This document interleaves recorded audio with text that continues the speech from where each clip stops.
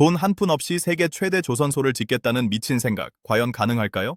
여기 500원짜리 지폐 한 장으로 그 기적을 만든 남자가 있습니다.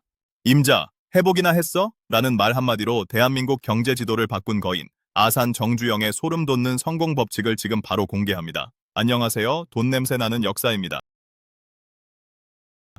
오늘 우리는 대한민국 현대사에서 단순한 기업인을 넘어 하나의 상징이 된 인물, 아산 정주영 회장의 삶을 아주 깊숙이 들여다보려고 합니다.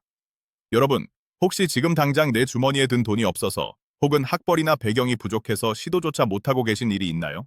그렇다면 오늘 이 이야기가 여러분의 심장을 다시 뛰게 할 겁니다. 정주영이라는 인물이 가졌던 부의 본질은 화려한 빌딩이나 숫자가 아니었습니다. 그것은 바로 어떤 상황에서도 기회를 찾아내는 동물적인 감각과 한 번 결정하면 끝을 보는 지독한 실행력이었습니다. 이제부터 그가 어떻게 흙수저라는 말조차 사치였던 가난을 뚫고 올라왔는지 그 전설의 시작을 함께 추적해 보시죠. 정주영의 고향은 지금은 가고 싶어도 갈 수 없는 땅, 강원도 통천군 송전면 아산이라는 작은 마을이었습니다. 1915년, 나라를 잃은 지 5년째 되던 해에 태어난 그는 태생부터 가난과 싸워야 했습니다. 아버지는 성실한 농부였지만 아무리 새벽부터 밤늦게까지 뼈가 빠지도록 일해도 8 식구의 입에 풀칠하기조차 버거운 것이 당시의 현실이었습니다. 어린 주영은 매일 새벽 4시면 어김없이 눈을 떠야 했습니다. 아버지를 따라 밭으로 나가 김을 메고 돌을 골라내며 그는 생각했습니다. 왜 우리 가족은 이토록 열심히 사는데도 가난에서 벗어날 수 없는 걸까? 농사는 그에게 희망이 아닌 대물림되는 굴레처럼 느껴졌습니다. 그는 평생 농사만 짓다 죽고 싶지 않았습니다. 세상 밖으로 나가서 큰일을 해보고 싶다는 갈망이 소년 주영의 가슴 속에서 요동치기 시작했습니다. 하지만 당시 장남은 집안의 기둥이자 유일한 노동력이었기에 그의 가출은 집안 전체에 대한 반항과도 같았습니다. 그럼에도 불구하고 그는 첫 번째 가출을 감행합니다. 16살 되던 해, 친구와 함께 원산으로 향했습니다. 건설 현장에서 막노동을 하며 처음으로 내 손으로 번 돈의 맛을 보았습니다. 비록 온몸이 부서질 듯 아픈 중노동이었지만 그는 거기서 자유를 보았습니다. 하지만 이 첫 시도는 곧바로 뒤쫓아온 아버지에게 붙잡혀 허무하게 끝이 납니다. 두 번째 가출도 마찬가지였습니다. 금강산 근처의 공사장을 찾아갔지만 역시나 아버지의 손에 이끌려 집으로 돌아와야 했죠. 하지만 주영은 멈추지 않았습니다. 세 번째 가출은 그의 인생에서 가장 유명한 에피소드 중 하나입니다. 바로 아버지가 소를 판 돈 70원을 몰래 들고 서울로 도망친 사건입니다. 70원, 지금으로 따지면 수천만 원에 달하는 큰 돈이자 한 가게의 전 재산이나 다름없던 돈이었습니다. 소를 잃고 망연자실해 있을 가족들을 생각하면 죄책감이 앞설 법도 했지만 그는 그만큼 간절했습니다. 이 돈이면 서울에서 공부를 할 수 있고 그러면 이 지긋지긋한 가난의 고리를 끊을 수 있을 거라 믿었습니다. 서울에 도착한 그는 경성 부기학원에 등록했습니다. 훗날 그가 거대 그룹을 운영하며 수조 원대의 자금을 한눈에 파악할 수 있었던 기초적인 숫자 감각이 바로 이때 만들어졌습니다. 그는 낮에는 일하고 밤에는 회계 장부 보는 법을 익히며 미래를 설계했습니다. 하지만 이 역시 6개월 만에 끝이 납니다. 신문을 통해 아들이 서울에 있다는 소식을 접한 아버지가 학원까지 찾아온 것입니다. 아버지는 화를 내는 대신 눈물을 흘리며 말씀하셨습니다. 주영아, 네가 없으면 우리 식구는 다 굶어 죽는다. 제발 돌아가자. 그 눈물 앞에 강철 같던 소년의 마음도 무너졌습니다. 그는 다시 고향으로 돌아가 흙을 팠습니다. 그러나 네 번째 가출은 달랐습니다. 1934년 19살의 정주영은 다시 한번 집을 나섭니다. 이번에는 소판돈 같은 자본금도 없었습니다. 오직 내 몸 하나가 유일한 자산이었습니다. 그는 인천으로 향했습니다. 인천 부두에서 쌀가마니를 나르고 흙을 파내며 그는 세상의 밑바닥을 온몸으로 체험했습니다. 여기서 그는 중요한 교훈 하나를 얻습니다. 노동은 정직하다. 하지만 노동만으로는 부자가 될 수 없다. 시스템을 가져야 한다. 그는 무작정 서울로 올라와 복흥상회라는 쌀가게에 배달원으로 취직합니다. 복흥상회에서의 생활은 정주영이라는 경영자의 자질이 꽃피운 시기였습니다. 그는 단순히 시키는 일만 하는 배달원이 아니었습니다. 남들보다 1시간 일찍 일어나 가게 앞을 깨끗이 쓸고 쌀통의 먼지를 닦아냈습니다. 무엇보다 그는 신용이 무엇인지 정확히 알고 있었습니다. 당시 쌀 배달은 자전거를 이용했는데 그는 자전거를 타지 못했습니다. 남들이 잠든 밤에 그는 피멍이 들 정도로 자전거 타는 연습을 반복했습니다. 결국 그는 누구보다 빠르고 정확하게 배달하는 최고의 일꾼이 되었습니다. 여기서 여러분이 주목해야 할 포인트가 있습니다. 정주영은 쌀을 배달하며 고객들의 패턴을 분석하기 시작했습니다. 어느 집이 쌀을 언제 주문하는지, 식구가 몇 명인지, 평소 선호하는 쌀의 품질은 어떤지를 머릿속에 데이터로 저장했습니다. 주문이 들어오기도 전에 쌀이 떨어질 때를 맞춰 집 앞에 서 있는 배달원. 고객들이 그를 좋아하지 않을 이유가 없었습니다. 쌀가게 주인 이임용 씨는 이런 주영을 자식처럼 아꼈습니다. 게으르고 방탕했던 주인 아들 대신 성실함 그 자체였던 정주영에게 가게 운영 전반을 맡겼고 결국 가게를 통째로 물려주기에 이릅니다. 가난한 농군의 아들이 서울 하늘 아래 번듯한 가게 주인이 된 순간이었습니다. 하지만 인생은 그리 만만치 않았습니다. 정주영이 쌀가게 사장으로서 승승장구하던 무렵 일제는 중일 전쟁을 일으키며 모든 물자를 통제하기 시작했습니다. 쌀은 배급제가 되었고 개인이 운영하는 쌀가게는 문을 닫아야 했습니다. 강제로 사업을 접어야 했던 정주영의 가슴은 무너졌습니다. 그러나 그는 여기서 주저앉지 않았습니다. 쌀가게를 정리하고 남은 돈으로 그는 새로운 시장을 보았습니다. 바로 자동차였습니다. 당시 서울 거리에는 자동차가 하나둘 늘어나고 있었습니다. 그는 자동차가 많아지면 필연적으로 고치는 곳이 필요할 거라 판단했습니다. 그렇게 인수한 곳이 바로 아도 서비스라는 자동차 수리 공장이었습니다. 하지만 시련은 또다시 찾아왔습니다. 인수하자마자 공장에 불이 나 모든 설비가 잿더미가 된 것입니다. 빚을 내어 시작한 사업이 하룻밤 사이에 빚더미가 되었습니다. 보통 사람이라면 여기서 포기했을 겁니다. 하지만 정주영은 달랐습니다.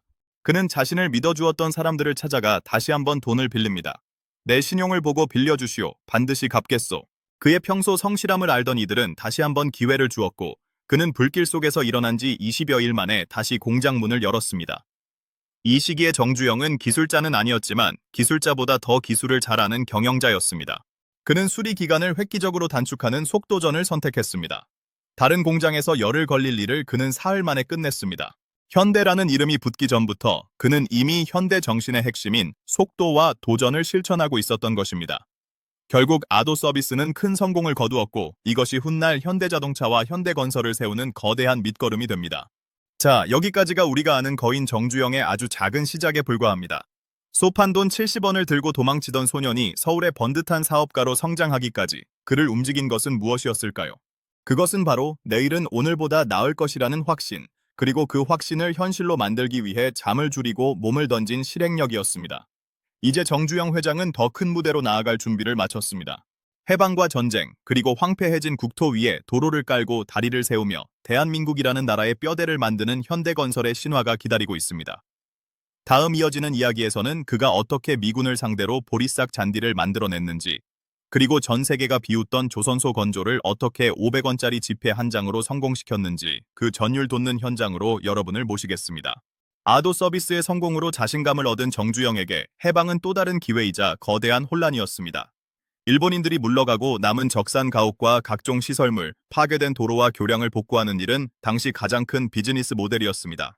그는 1947년 현대토건사를 설립하며 본격적으로 건설업에 뛰어듭니다. 자동차 수리업을 하며 기계를 다루는 법을 배웠던 그에게 건설은 결국 더 큰 기계를 돌려 대지를 만지는 일이었습니다. 하지만 곧이어 터진 6.25 전쟁은 모든 것을 휩쓸어 갔습니다. 피낭일에서도 그는 포기하지 않았습니다.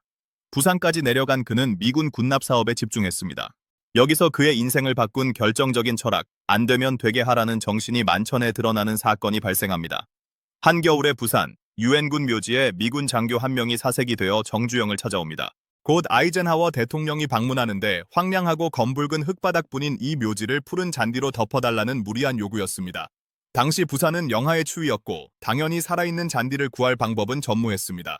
다른 모든 업자가 고개를 저을 때 정주영은 단 1초의 망설임도 없이 대답했습니다. 내가 하겠습니다. 대신 공사비는 평소의 3배를 주십시오. 미군 장교는 돈이 문제가 아니라며 당장 실행해달라고 애원했습니다. 정주영은 곧장 트럭 수십 대를 동원해 낙동강 변으로 향했습니다.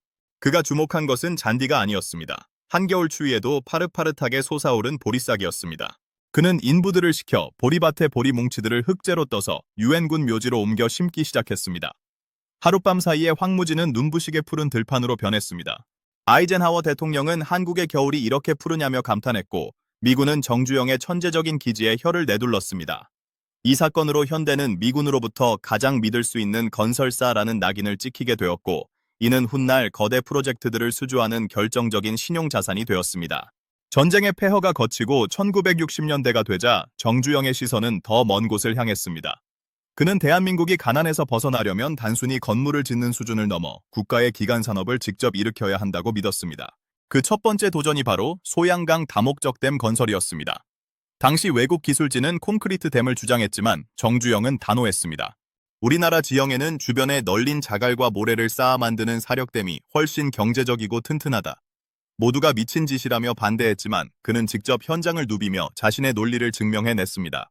결국 소양강댐은 콘크리트 댐보다 훨씬 적은 비용으로 완공되었고 지금까지도 대한민국의 물줄기를 지키고 있습니다. 하지만 정주영의 진짜 전설은 이제부터 시작입니다.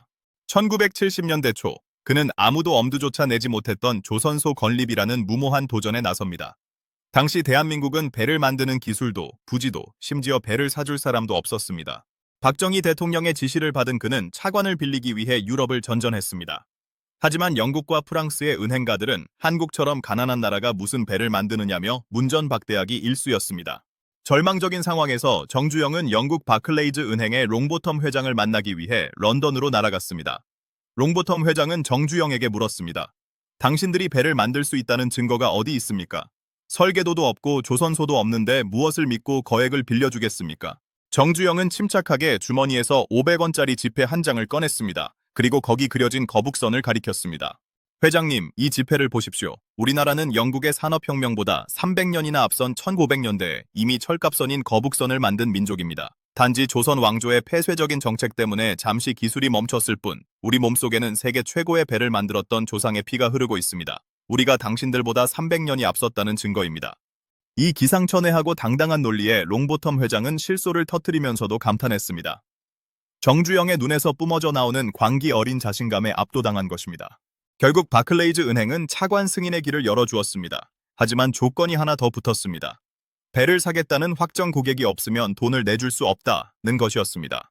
정주영은 이번엔 그리스의 해운왕 리바노스를 찾아갔습니다. 조선소 부지도 없이 울산 미포만의 황량한 모래사장 사진 한 장만 들고 간 그는 리바노스에게 말했습니다. 여기 조선소를 지을 테니 배를 주문하십시오. 우리가 만약 약속한 기일 안에 배를 못 만들면 계약금 전액에 이자까지 쳐서 돌려드리겠습니다. 대한민국 정부가 보증합니다. 리바노스는 이 황당한 제안에 처음엔 어이가 없었지만 정주영의 진심 어린 눈빛과 파격적인 조건에 마음을 움직였습니다. 그는 26만 톤급 거대 유조선 2척을 주문했습니다. 전 세계 선박 역사상 전무후무한 사건이 벌어진 것입니다. 조선소 건물도 없는 모래사장에서 배를 짓기 시작한 정주영은 조선소 건설과 배 건조를 동시에 진행하는 기막힌 전략을 짰습니다. 낮에는 조선소 독을 파고 밤에는 배의 선체를 조립했습니다. 외국 기술자들은 미친 짓이다, 절대 성공할 수 없다고 소리쳤지만 정주영은 아랑곳하지 않았습니다. 결국 약속된 시간이 흐르고 모래사장이었던 울산 미포만에서 세계 최고의 유조선이 바다로 떠올랐습니다. 전 세계 선박 업계가 경악했습니다. 불가능을 가능으로 바꾼 이 사건은 대한민국이 오늘날 세계 1위의 조선 강국으로 발돋움하는 역사적 출발점이 되었습니다. 정주영은 이때를 회상하며 말했습니다. 지식은 책에서 얻지만 지혜와 배짱은 현장에서 얻는 것이다. 안 된다고 생각하면 방법이 없지만 된다고 생각하면 우주가 도와준다. 조선소의 성공은 시작에 불과했습니다. 정주영의 현대는 이제 대한민국의 지도를 바꾸는 거대한 토목 사업으로 눈을 돌립니다. 바로 단군 이래 최대의 공사라 불렸던 경부고속도로 건설입니다. 당시 야당과 학계는 부유층을 위한 유람로를 왜 만드느냐, 나라를 망하게 할 공사다 라며 극렬히 반대했습니다. 하지만 정주영은 박정희 대통령과 함께 국토의 혈맥을 뚫어야 나라가 산다는 확신을 가졌습니다. 그는 현대건설에 전 역량을 쏟아부어 세계에서 가장 짧은 기간 안에 가장 적은 비용으로 고속도로를 완공해냈습니다. 공사 기간 내내 야전 침대에서 잠을 자며 현장을 지휘했던 그의 모습은 건설 노동자들에게 신화가 되었습니다. 자, 이제 우리는 정주영 회장이 대한민국을 넘어 세계를 향해 뻗어나가는 정점을 향해 가고 있습니다. 다음 파트에서는 50도의 폭염 속에서 중동의 달러를 긁어모았던 주베일 산업항의 기적, 그리고 자동차 독립을 선언하며 탄생시킨 포니의 눈물겨운 비화, 그리고 노년의 투혼이 빛났던 서산 간척지 유조선 공법까지 정주영 신화의 클라이맥스를 다루어 보겠습니다. 이 거인의 발자취를 따라가다 보면 여러분이 지금 마주한 시련이 얼마나 작게 느껴질지 기대하셔도 좋습니다. 조선소의 기적을 일궈낸 정주영의 시선은 이제 한반도를 넘어 뜨거운 사막 중동으로 향했습니다. 1970년대 전 세계를 강타한 오일 쇼크는 대한민국 경제에는 사형 선고와도 같았습니다. 기름값이 치솟고 물가가 폭등하며 공장들이 멈춰 섰습니다. 하지만 정주영은 모두가 위기라고 말할 때 그 위기의 근원지인 중동으로 직접 달려갔습니다. 그는 비행기 안에서 생각했습니다. 전 세계 돈이 다 중동으로 몰리고 있다. 그렇다면 그 돈을 다시 찾아오면 될 것 아닌가? 당시 사우디아라비아는 막대한 오일 달러를 들여 대규모 인프라 구축에 나섰습니다. 그 중에서도 핵심은 주베일 산업항 건설이었습니다. 공사 대금만 무려 9억 3천만 달러, 당시 대한민국 1년 예산의 절반에 육박하는 그야말로 단군 이래 최대의 해외 공사였습니다. 전 세계 네로라 하는 건설사들이 입찰에 참여했고 독일과 미국의 기업들은 한국의 현대를 비웃었습니다. 섭씨 50도가 넘는 사막에서 너희 같은 초보들이 뭘 하겠다는 거냐 라며 말이죠. 정주영은 직접 사막을 시찰하고 돌아와 박정희 대통령에게 이렇게 보고했습니다. 중동은 건설업의 천국입니다. 비가 오지 않으니 1년 내내 공사할 수 있고 지천에 널린 게 모래와 자갈이니 재료비가 안 듭니다. 낮에 너무 더우면 낮에는 자고 밤에 횃불을 밝히고 일하면 됩니다. 이 무시카리만큼 단순하고 명쾌한 논리에 정부는 전폭적인 지원을 약속했습니다. 공사 과정은 그야말로 지옥이었습니다. 50도의 폭염 속에서 인부들은 탈진해 쓰러졌고 거대한 구조물을 바다 위에 띄워 울산에서 사우디까지 운송하는 일은 목숨을 건 도박이었습니다. 하지만 정주영은 현장을 떠나지 않았습니다. 그는 노동자들과 함께 흙먼지를 마시고 식판을 닦으며 그들의 사기를 북돋왔습니다. 결국 현대건설은 전 세계가 불가능하다고 했던 공기 단축을 이뤄내며 주베일 산업항을 완공했습니다. 이 공사로 벌어들인 달러는 대한민국이 오일 쇼크의 파고를 넘고 중화학 공업의 기틀을 닦는 결정적인 종잣돈이 되었습니다. 정주영에게 중동은 모래 지옥이 아니라 달러가 묻힌 보물섬이었던 것입니다. 중동에서 승전고를 울린 정주영의 다음 목표는 자동차였습니다. 이미 현대자동차를 세워 포드와 합작하고 있었지만 그는 단순한 조립 공장에 만족할 수 없었습니다. 남의 기술을 빌려 배운 것은 결국 남의 것이 된다. 우리만의 엔진, 우리만의 차를 만들어야 진짜 독립이다. 정주영은 포드와의 결별을 선언하고 독자 모델 개발이라는 무모한 길을 선택했습니다. 주변의 반대는 조선소 때보다 더 심했습니다. 엔진 하나 만들 기술도 없는 나라에서 무슨 자동차를 만드느냐는 비아냥이 쏟아졌습니다. 하지만 정주영은 포기하지 않았습니다. 그는 이탈리아의 천재 디자이너 주지아로를 찾아가 디자인을 의뢰했고 일본 미쓰비시로부터 엔진 기술을 배우기 위해 발로 뛰었습니다. 그렇게 피와 땀으로 만들어진 대한민국 최초의 고유 모델 포니가 1974년 이탈리아 토리노 모터쇼에 등장했을 때 전 세계는 경악했습니다.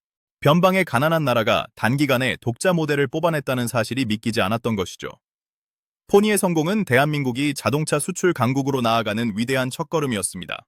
정주영 회장의 인생 후반기, 그의 창의적 천재성이 다시 한번 빛을 발한 사건이 바로 서산 간척지 공사입니다.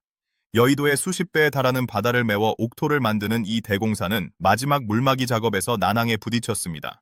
초당 8m가 넘는 거센 조류 때문에 바위를 아무리 쏟아부어도 물살에 휩쓸려 내려갔습니다. 현대적 공법으로는 도저히 해결책이 보이지 않았고 하루에 수억 원씩 공사비만 날리고 있었습니다. 이때 정주영은 현장 간부들을 소집해 기상천외한 지시를 내립니다. 어디 가서 못 쓰는 고철 유조선 큰 놈 하나 구해와라. 사람들은 의아해했습니다. 유조선으로 뭘 하시게요? 그의 대답은 간단했습니다. 그걸로 물길을 막아버릴 거다. 이른바 정주영 공법 혹은 유조선 공법이라 불리는 이 전술은 세계 토목 역사를 새로 썼습니다. 거대한 유조선 아틀란틱 자이언트호를 물길에 가라앉혀 거센 조류를 차단한 뒤 그 뒤편에 바위를 쌓아 순식간에 물막이를 성공시킨 것입니다. 이 방법으로 공사 기간은 9개월이나 단축되었고 공사비는 무려 290억 원이나 절감되었습니다. 교과서에 없는 지식, 오직 현장에서만 얻을 수 있는 통찰력이 만든 기적이었습니다. 정주영 회장은 평생을 부자로 살았지만 그의 삶은 누구보다 검소했습니다. 한국 최고의 재벌 총수였음에도 그는 낡은 구두에 징글바가 신고 소매가 해진 점퍼를 즐겨 입었습니다. 그는 종종 이렇게 말했습니다. 나는 부자가 아니라 그저 조금 유복한 노동자일 뿐이다. 그에게 불안 쌓아두는 것이 아니라 새로운 일자리를 만들고 국가를 부강하게 만드는 수단이었습니다. 그는 새벽 4시면 어김없이 일어나 자식들과 함께 아침 식사를 하며 성실함의 가치를 가르쳤습니다. 오늘 할 일을 내일로 미루지 마라. 하늘이 무너져도 솟아날 구멍은 실행하는 사람에게만 보인다. 이제 정주영이라는 거인이 우리에게 남긴 질문을 되새겨볼 시간입니다. 여러분, 지금 무엇이 두려우신가요? 자본이 없어서, 인맥이 없어서, 시대가 안 좋아서 포기하고 계신가요? 정주영 회장은 소판돈 70원으로 시작해 세계 굴지의 그룹을 일궈냈습니다. 그가 가졌던 가장 큰 자산은 돈이 아니라 해보긴 했어? 라고 묻는 용기였습니다. 시련은 우리를 단단하게 만들 뿐 우리를 무너뜨릴 수 없습니다. 포기하지 않는 한 실패란 없다는 그의 말은 오늘을 사는 우리 청년들에게 가장 필요한 위로이자 채찍입니다. 오늘 정주영 회장의 장대한 인생 서사시를 통해 여러분의 가슴 속에 작은 불꽃이 피어올랐기를 바랍니다. 여러분도 여러분만의 포니를 만들고 여러분만의 주베일 항구를 건설할 수 있습니다. 중요한 건 지금 당장 자전거 타는 법을 익히기 위해 밤잠을 설치던 그 소년의 마음가짐입니다. 오늘 이야기가 유익하셨다면 구독과 좋아요 그리고 알림 설정 꼭 부탁드립니다. 여러분의 응원은 제가 더 깊이 있고 돈 냄새 나는 역사를 발굴하는 데 큰 힘이 됩니다. 여러분이 생각하는 정주영 회장의 가장 놀라운 순간은 언제인가요? 댓글로 자유롭게 의견 나눠주세요. 지금까지 돈 냄새 나는 역사였습니다. 다음 분위기를 180도 바꿔보겠습니다. 인류 최고의 천재라 불리는 아이작 뉴턴마저 전 재산을 날리고 눈물을 흘리게 만든 사건, 바로 남해 회사 버블 이야기입니다. 오늘 본 정주영 회장의 창조적 부활은 정반대에 있는 인간의 탐욕이 어떻게 눈을 가리고 파멸로 이끄는지 그 적나라한 역사를 파헤쳐 보겠습니다. 시련을 뚫고 성공으로 향하는 여러분의 모든 발걸음을 응원합니다. 오늘도 경제적 자유에 한 걸음 더 가까워지는 하루 되십시오. 시청해 주셔서 감사합니다.